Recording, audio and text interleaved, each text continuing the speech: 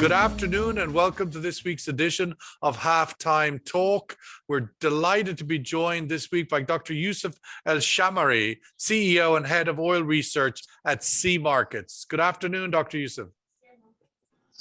Good afternoon. Thanks for having me. Absolute pleasure.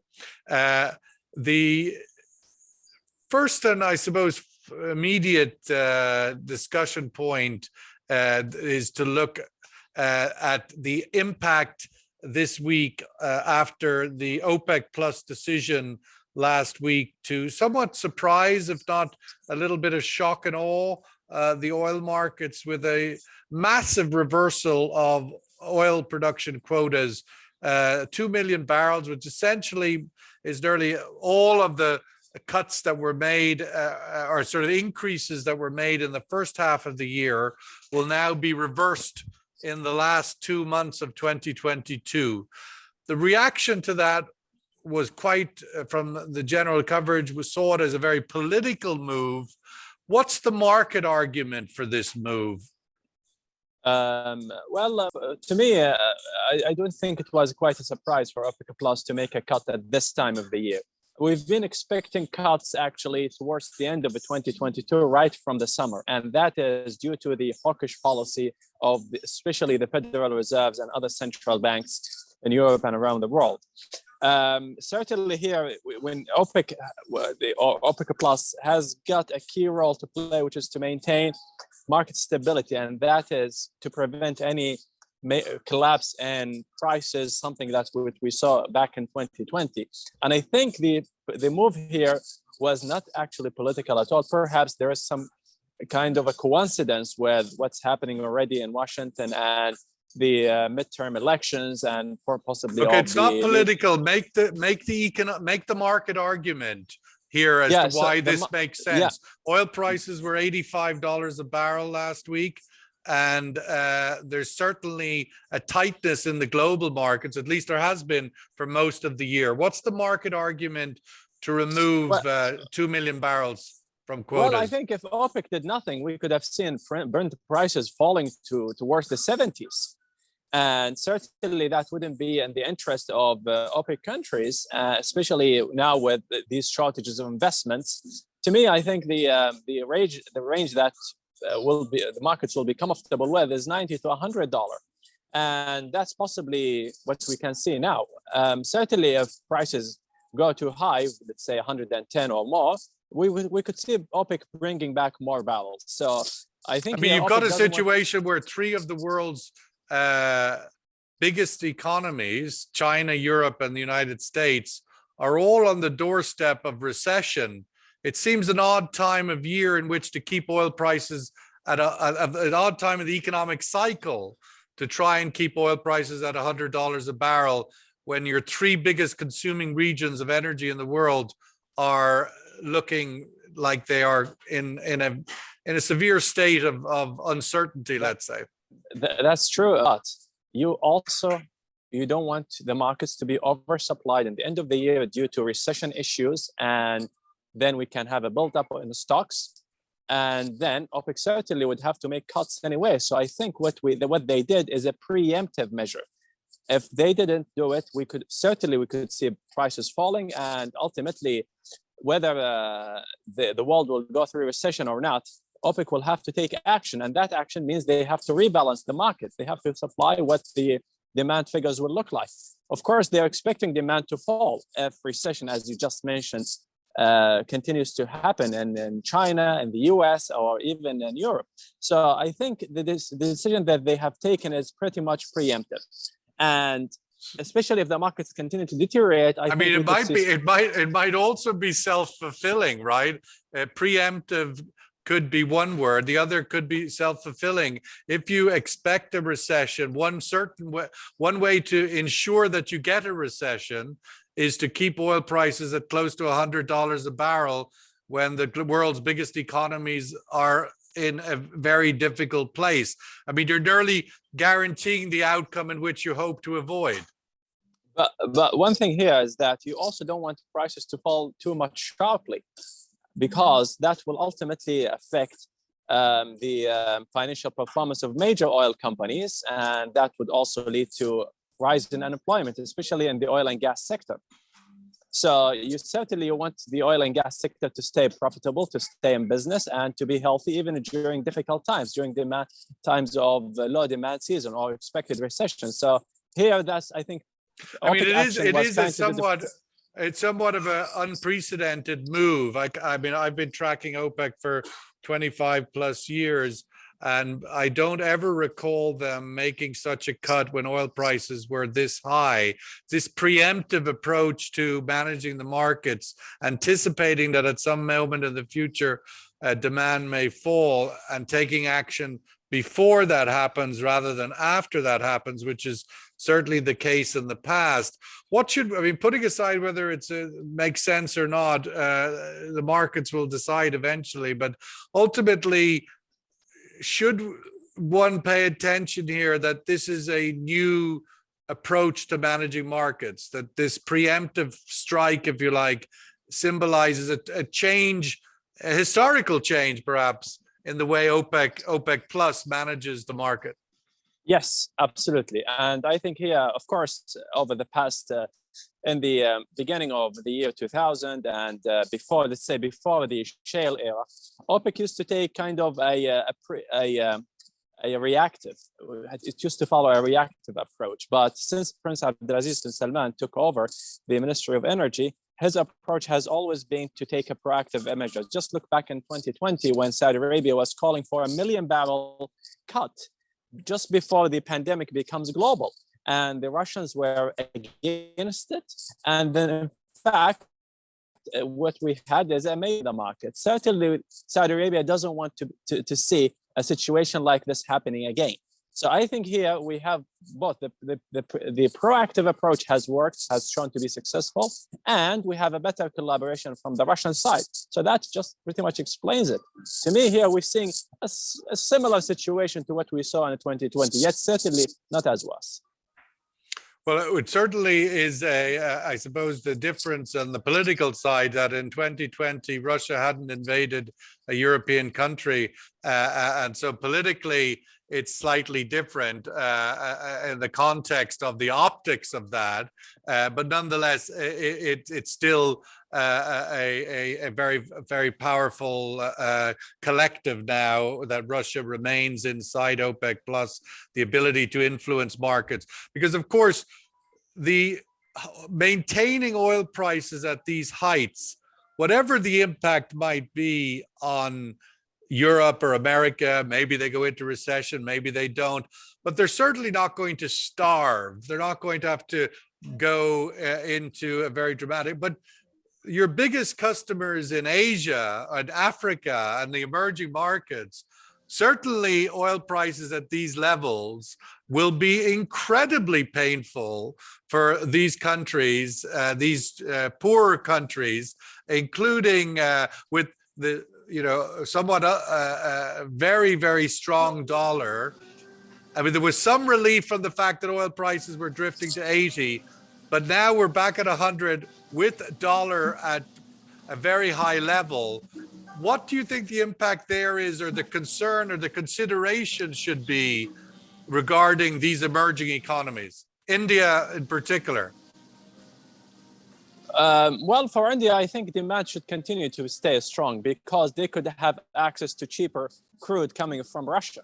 So Russia is selling at a major discount, minus 30 to the normal international price. So I think even China. So they will have kind of access to cheaper oil than the one you see on the trade at international level. But on the, let's say the US or the European side, I think it could have an impact on the monetary policy of central banks. So in the past, we used to see central banks expected to continue to hike interest rates in the months ahead.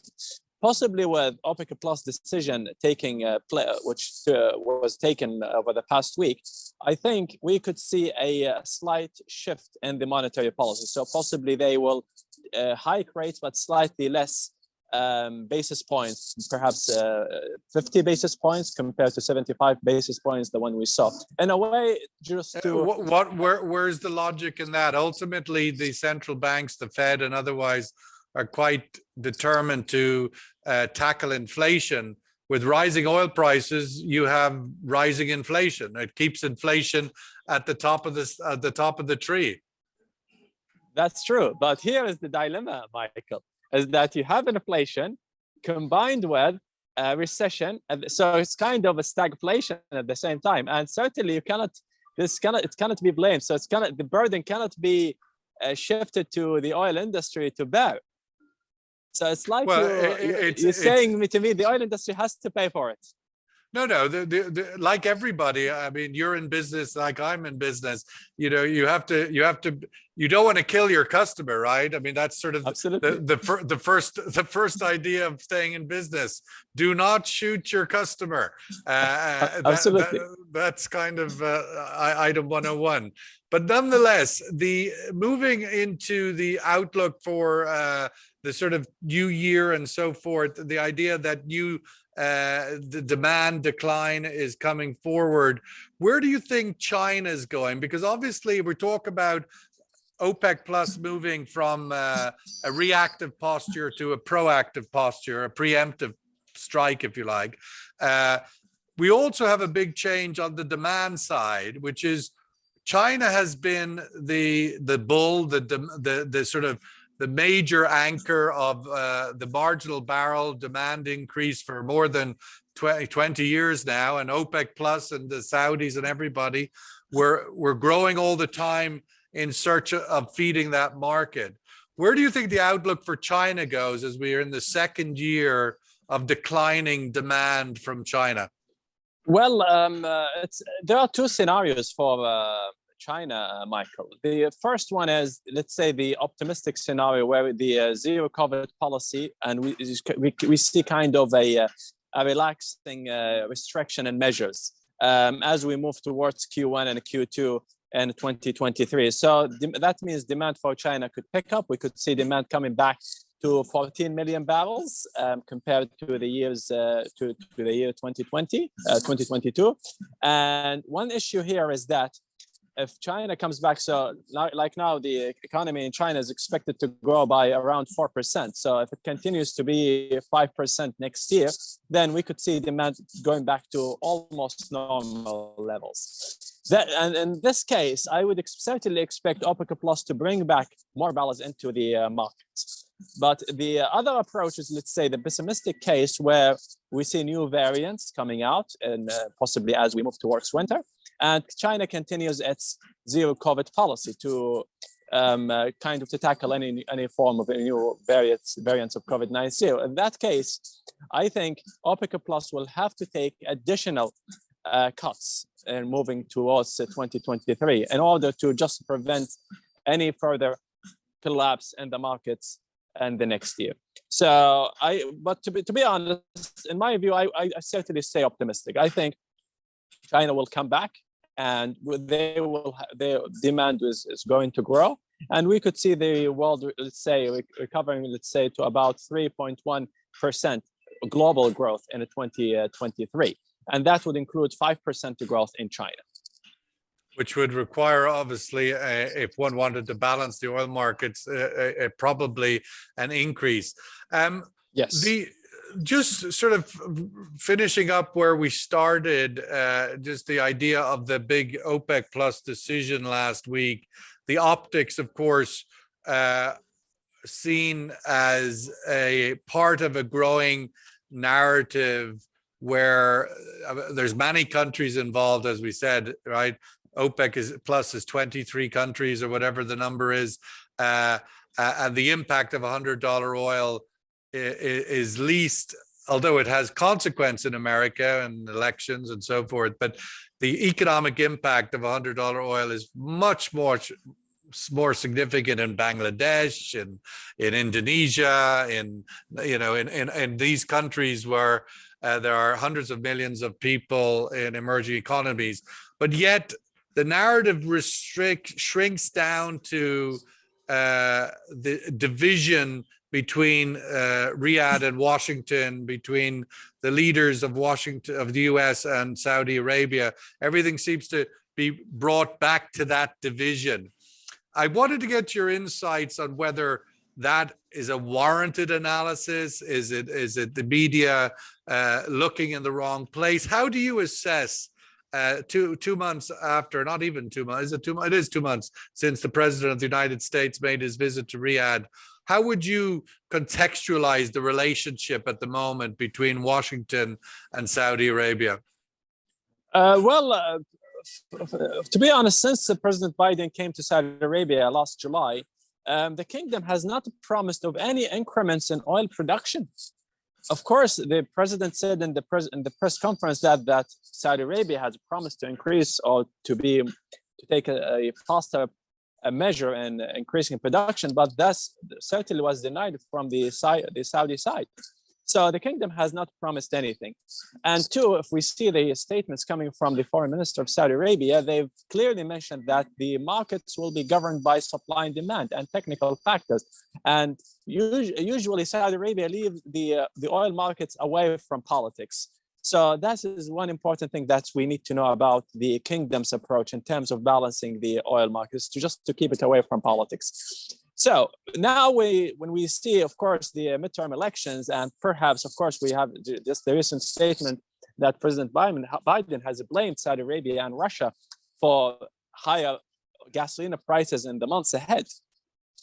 I would say there could be kind of let's say misconception between the two sides, but certainly here you would see certainly not everyone in the U.S. will be angry with that decision. You would see the Republicans, this is a good news for the Republicans, because they would say, now these are the faults of the Democratic Party. So, in a way here, and also you would be seeing some those sitting in the Congress saying that there are some faults being made by the current administration that they need to listen to the Saudi side. So I think here is that the Saudi-US relations will be greatly affected. Strategic alliance between the two countries. For example, we've seen some calls to remove arms sales from the American side given to the Saudi side, but certainly that was declined by the US Foreign Ministry. So I think the relations between Saudi Arabia and the US is much, much bigger than just managing global oil markets. There's a lot of strategic alliance between the two sides. And I think here, even the increase in oil prices, by the way, is not so significant that it can lead to a major energy or financial crisis in the US. The world economy can still afford the 90 to 100 barrel at this stage. In fact, with the current adjusted inflation, the world economy can go up to 110 banks. So I think we are not in the worst scenario yet, but certainly not good news for the US administration as they come close to the midterm elections. But one important thing here I have to highlight is that Saudi Arabia always keeps OPEC away from politics. Well, that sounds like a note to end on. I won't come back with the rebuttal to that. I'll let you have that softball to conclude with. Many might argue differently, but nonetheless, that is one interpretation. Yousef, thank you so much for joining us. Yousef Shammari for joining us on this week's Halftime Talk. Absolute pleasure from joining us from Dhahran in the eastern province of Saudi Arabia, where hopefully the cooler months of winter are coming and we'll all get to enjoy more time outside in what looks like a beautiful garden, hotel garden behind you. Have a great day. Thank you very much.